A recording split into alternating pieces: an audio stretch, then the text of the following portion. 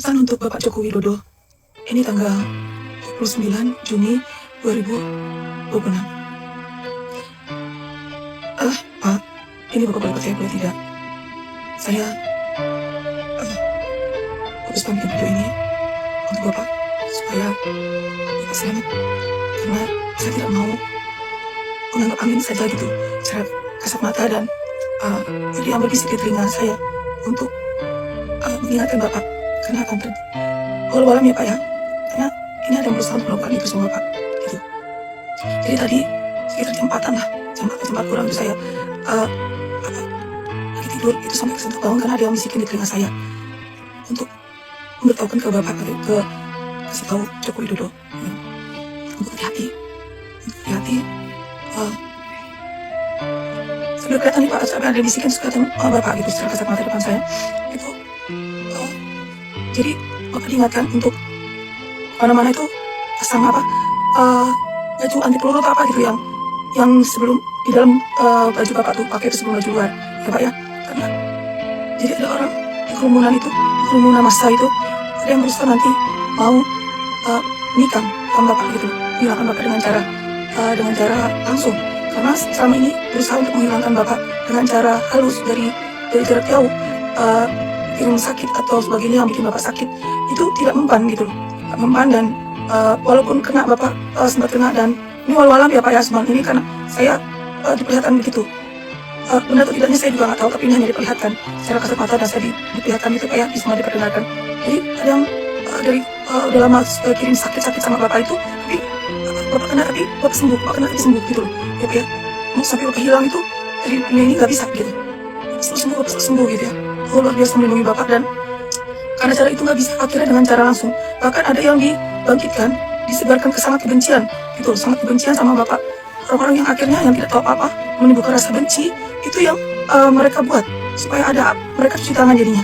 Jadi mereka membangkitkan menumbuhkan rasa kebencian kepada orang-orang yang mereka sasar gitu ya, orang masyarakat bawah atau yang menimbulkan rasa benci gitu loh, yang kebencian tidak berdasar ke Bapak, dan akhirnya mereka bertindak sebenarnya tanpa disuruh pun gitu ya kan. Jadi ini cuma pesan yang harus disampaikan ke Bapak Joko Widodo untuk nantinya ya, ini keluarganya tolong jagain Pak Joko Widodo sebelum jalan di kerumunan banyak orang, tolong pasang baju anti peluru atau apapun yang tidak bisa tembus benda tajam ya, tolong ini saya kalau udah apalagi itu waktu menjelang subuh ya, saya agak khawatir kalau suatu kebenaran gitu, agak khawatir ya, karena kan ini secara saya bukan ada mimpi, agak setengah kayak saya dibangunin setengah sadar, terus saya melihat Bapak dan saya dibisikin tengah kerumunan gitu jam 4 subuh gitu loh, sebelum waktunya subuh itu saya meyakini itu adalah pesan yang Tuhan kasih, pesan yang Allah kasih untuk saya sampaikan gitu. Terima kasih Bapak, semoga Bapak, saya doakan Bapak dan Bapak selalu dalam lindungan Allah Subhanahu Wa Taala, siapapun yang ingin berbuat jahat sama Bapak Joko Widodo. Oke, terima kasih Mbak, pesannya yang diperuntukkan untuk Pak Jokowi ya, mantan Presiden ke-7 ya. Ingat, saya dulu pendukung udah 04, pendukung Ganjar Mahfud ya, 2019 saya benar-benar itu mencoblos Pak Jokowi. Untuk pesan-pesan ini saya nggak kaget ya. Ya, sejak 2019 ya, saya ingat, saya betul saya melihatnya itu 2019 sampai 2024 itu udah banyak yang menyerang. Ya nggak cuma hanya Pak Jokowi ya, Ibu Mega terutama itu banyak dihajar ya, banyak diserang ya, dari segala mana itu, Ibu Mega, Pak Jokowi, Pak Ganjar. Dulu itu tiga saya melihat dengan kencang gitu.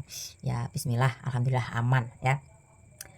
Dan kenapa saya bilang seperti itu? Emang karena ada sesuatu yang ikut saya memperlihatkan seperti itu gitu ya.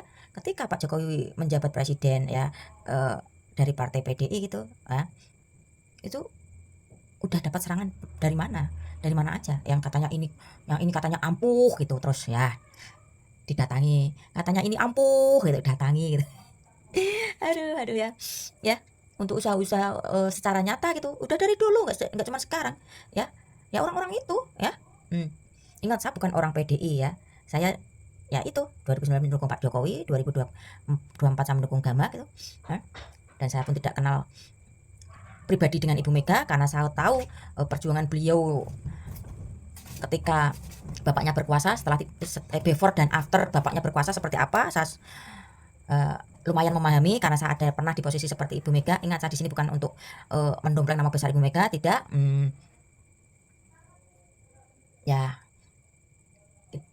mungkin ini yang satu gerbong dulu sama saya gitu, ketika melihat saya ini seolah-olah saya membela Pak Jokowi gitu, ya mungkin ada yang kurang pro gitu atau kurang setuju, ya nggak masalah, nggak masalah. Ya ini pendapat saya ya, dan keruwetan kemarin ya saya akan urai one by one ya, karena akibat keruwetan itu terjadi kesalahpahaman yang sangat fatal ya, dan tentu Ibu Mega itu udah tahu ya, jadi sikap politiknya memang harus seperti itu, tapi yang kurang memahami ya, karena kemarin itu global banget, kalau nggak memahami secara global keruwetan itu nggak akan bisa menemukan titik temu ya, kalau hanya dari sudut ini ya ketemunya ini, kalau dari sudut ini ketemunya cuman ini ya. Oke, apalagi yang kontennya cuman kayak hiburan apa yang narasi-narasi yang itu nggak akan muncul nanti, algoritma TikTok itu nggak akan itu gitu ya. Saya akhiri dulu lah, nggak usah kepanjangan ya. Terima kasih udah memberi pesan untuk Pak Jokowi gitu ya. Ya sebenarnya sekarang tuh udah agak ringan daripada dulu-dulu ya, serangannya lebih dahsyat daripada sekarang ini, yang mau nyata, yang uh, lewat secara abstrak atau lewat orang-orang ya yang gitulah. Itu dulu malah lebih kencang daripada sekarang tuh agak ibarat kata kayak udah kayak ringan gitu, nggak seperti dulu ya, ketika Pak Jokowi menjadi presiden ada di yang diantar oleh partai PDI ya. Ya setidaknya terima kasih buat mbaknya udah ngasih pesan gitu. Betapa cantik-cantik sinar bulan.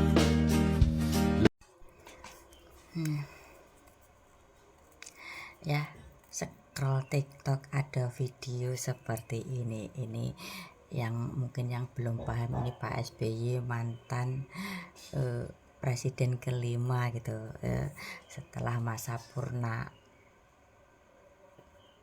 tugas ya kegiatannya seperti ini, melukis gitu ya. Tapi yang saya perhatikan itu captionnya, tulisannya ya menurut saya ini ada perbandingan Pak SBY sama Pak Jokowi ya. Oke, gue mau cerita true story my life in kepemimpinan Pak SBY ya.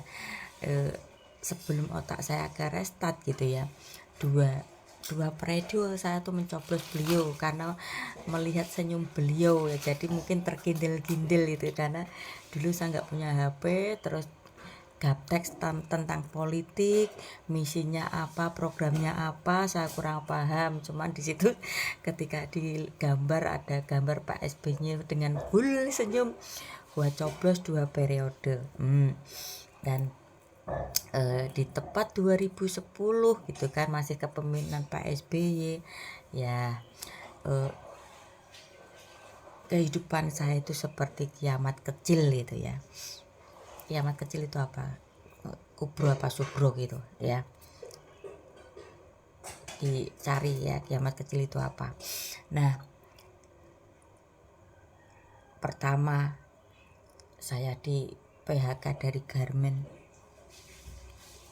kedua suami almarhum meninggal, ketiga saya merasakan kehidupan di RSG ya, itu keluar masuk 2 tahun. Terus terakhir saya ingat betul kata Pak dokternya bilang seperti ini, ya udah Mbak Lili sudah sembuh ya, nggak usah kontrol lagi. Ya itulah kehidupan gue di era kepemimpinan Pak SBY ya. Kalau ada yang bilang siapapun presidennya, kalau kita nggak kerja ya kendil kita akan guling, emang betul. Tapi ketika ada kebijakan presiden yang kurang pro terhadap rakyat, ya akan kena dampak rakyat itu sendiri ya. Oke, terus ya mulai ada peningkatan ketika Gubernur Jateng itu Pak Ganjar, Presiden Pak Jokowi, ya udah itu ada peningkatan ya, meski apa ya, ujian hidup itu nggak semulus jalan tol gitu ya. Ya ada, tapi kayak gampang untuk menyelesaikan masalah gitu.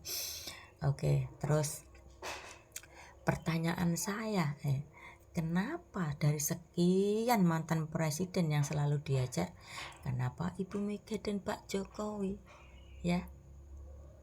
Kenapa ya? apakah mereka berdua itu benar-benar untuk bekerja untuk rakyat?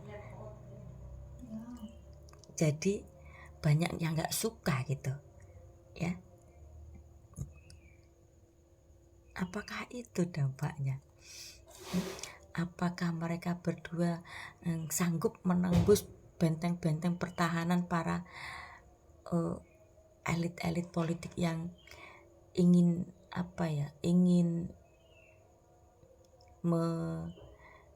yang tadinya kursinya aman akhirnya digoyang-goyang sama mereka berdua jadi emosi gitu kah? Ya, nah ini ya kenapa Pak SBY, saya mau sedikit bahas Pak SBY.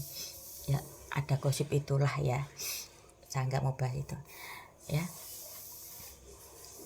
Kita coba deh lihat itu ya, Pak SBY ya, anaknya kan sudah di tentara gitu, otomatis gajinya udah lumayan. Kenapa keluar dari tentara menjadi ketum Demokrat? Ada apa? Adakah punya misi terselubung untuk menjadikan anaknya seorang presiden? Ya, di sini kita bisa lihat apakah ya kekuasaan itu nggak boleh hilang dari genggamannya sehingga anaknya keluar dari TNI ya. Oke, kita perbandingan ya, ya.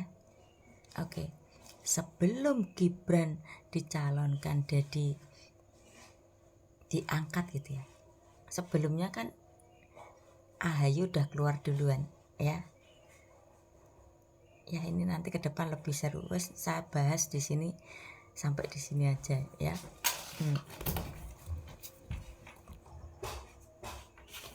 Siapa orang kuat yang memberikan perintah ada pasien yang sedang dirawat dipaksa untuk balik ke tahanan jam 10 malam pada saat pasien sedang diberikan obat penenang? Siapa yang bisa memerintah Polda untuk mengambil paksa pasien untuk dibawa lagi ke tahanan padahal pasien ini bukan tahanan, pasien ini bukan narapidana. Pasien ini bukan orang yang terpidana, pasien ini masih orang bebas. Dan Dia baru tersangka kok. Iya. Itu bukan Saya Kapolri. bukan tahanan, saya bukan narapidana. Saya orang bebas, baru jadi tersangka. Sidang aja belum. Saya orang bebas, orang merdeka loh. Mau diambil paksa dari bed tempat tidur di mana saya masih diinfus. Saya masih diinfus, masih ada obat masuk ke dalam tubuh saya. Saya nggak kebayang tuh kalau emak-emak perempuan-perempuan se-Indonesia diperlakukan kayak gitu. Coba bayangkan. Betapa hak asasi manusia, hak kesehatan seseorang mau dirampas untuk nggak jadi. Iya. Ya orang kuat yang memerintahkan. Kira-kira Malam itu tuh. iya, kira-kira orang kuat seperti apa yang tega, yang begitu bengis, memaksa Kapolri, memaksa Kapolda untuk memerintahkan pengambilan paksa seorang pasien. Sehingga wakil rumah sakit harus berkompromi besoknya diantar. Betul. Padahal masih ada perawatan 2 hari lagi paling untuk tidak antibiotik. Ya, seluruh dokter di seluruh dunia tahu bahwa sekali pasien diberikan antibiotik dengan drip itu harus selesai. Sudah lihat video di ini belek satu Yus. Omair omong ya, hati-hati itu loh. Kebanyakan double nanti dasi mumet boh ya. Kemarin bilang ketika terjadi penangkapan lagi di universitas ya, di situ pasti sok lah dosen-dosen pembimbing saya. Lah sekarang di tempat ini beda omongannya. Elah. Labelnya dokter loh. Kalau omongannya seperti ini, apa nanti pasiennya pada percaya gitu? Apa percaya? Ya mudah-mudahan ketika emaknya suka bohong seperti ini, anaknya kedepannya itu nggak dibohongi orang melulu gitu ya. Nggak usah panjang-panjang. Maaf, Bapak sudah tahu lagu kebangsaan Konoha atau belum? Belum lah, seperti apa sih lagunya? Kita. Ini Pak, ditonton aja sampai selesai ya. Ayo joget lagi bersama bosnya Theo Embegi. 8 tambah 2 sama dengan 11.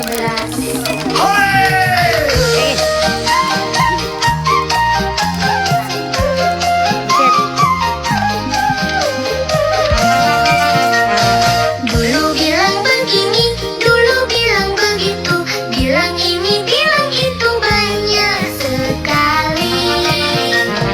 Semua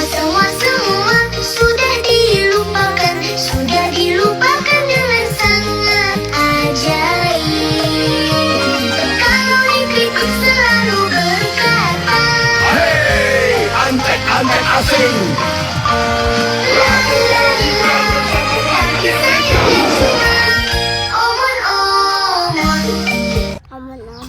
omon-omon.